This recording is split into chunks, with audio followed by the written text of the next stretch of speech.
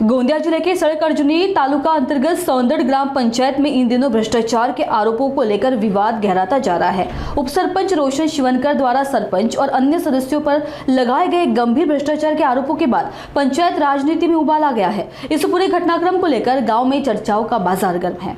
सड़क अर्जुनी तहसील के सौंदड़ गांव में ग्राम पंचायत में भ्रष्टाचार के आरोपों को लेकर विवाद गहराता जा रहा है। उप सरपंच रोशन शिवनकर द्वारा लगाए गए आरोपों के जवाब में सरपंच हर्ष मोदी ने प्रेस कॉन्फ्रेंस कर आरोपों को झूठा और राजनीतिक प्रेरित बताया।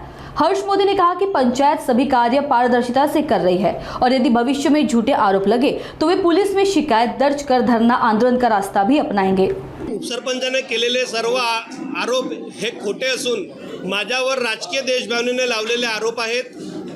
मी भारतात पहिला व्यक्ती होता जो 5 वर्षाचे 5 उपसरपंच बनवण्याचा संकल्प केला होता।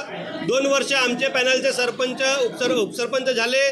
त्यानंतर आमच्या काही चुकीमुळे उपसरपंच विरोधी पक्षाचा झाला आणि उपसरपंच झाल्यानंतर त्या पदाला तो न्याय मिळवून देऊ शकत नाही, म्हणून तो आरोप व्यक्तिगत टीका टिप्पणी करून राहिला।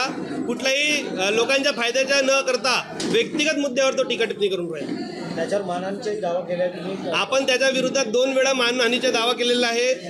एक मुरुम चोरी प्रकरणात त्यांनी खोटे दस्तावेज दाखवून मानहानी आपण केलेली आहे त्याच्याबद्दल, आणि याच्यापूर्वी पण त्याला जीएसटीच्या वेळेस त्याला आपण मानहानीच्या त्यावर दावा ठोकलेला आहे। त्याच्यानंतर काय उपाययोजना आणि काय कठोर पाऊल राहणार? 100% तुमच्या माध्यमातून सौंदर्याच्या जनतेला आव्हान आहे, आपण कुठल्याही प्रकारच्या अशा व्यक्तिगत खालच्या पातळीच्या राजकारणाच्या लोकांना व्यक्तीला आपण भाव न देता एक गावाचा चांगला विकास सुजलाम सुफलाम व्हायला पाहिजे, म्हणून आपण एकत्र येऊन एक गावाचा चांगला विकास केला पाहिजे। कारण की लोक सहभागाच्या माध्यमातून ग्रामपंचायतीचे कामं होतात आणि यानंतर जर अशा गोष्टी घडल्या तर यानंतर आम्ही सरळ पोलीस स्टेशनमध्ये आम्ही या ठिकाणी तक्रार करणार आहे आणि आमच्या तक्रारचा निवारण नाही झाला तर त्या ठिकाणी ठिय्या आंदोलन आम्ही करणार आहे।